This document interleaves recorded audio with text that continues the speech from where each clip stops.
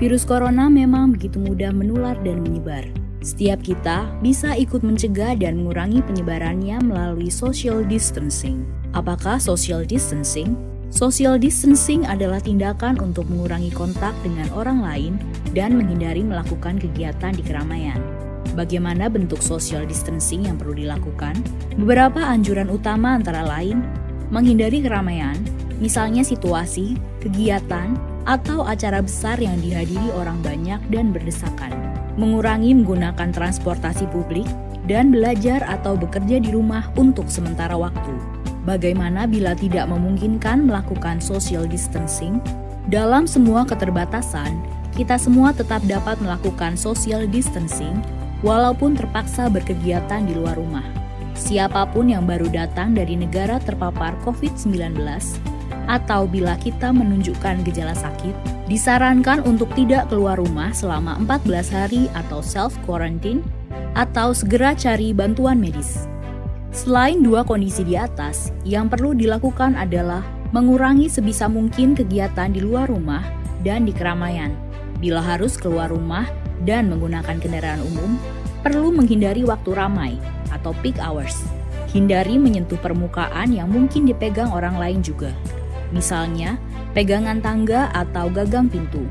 Bila harus berpergian dengan pesawat, kereta, atau bus, cari tahu mengenai status keamanan tempat yang akan kita datangi. Hindari berdesakan dengan orang lain, gunakan masker bila diperlukan, dan jangan lupa segera mandi dan bersihkan diri setiba di tujuan. Bila perlu membeli makanan atau kebutuhan lain, sebisa mungkin gunakan layanan pesan antar.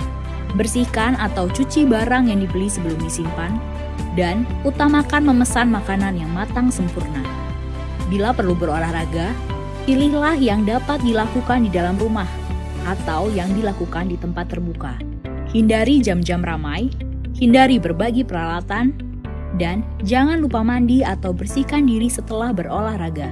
Bila anak bosan belajar di rumah, sebisa mungkin beri kegiatan untuk dilakukan di dalam rumah. Bila sangat mendesak, pilih kegiatan yang bisa dilakukan di ruangan terbuka yang tidak ramai. Ajarkan kebiasaan bersih-bersih setiap selesai berkegiatan, dan beri penjelasan dengan baik tanpa menakut-nakuti ataupun membuat panik. Apalagi yang perlu dilakukan selain social distancing? Jangan lupa mempraktekkan kebiasaan bersih antara lain, cuci tangan sebelum beraktivitas untuk menghindari virus atau kuman kita menyebar kepada orang lain.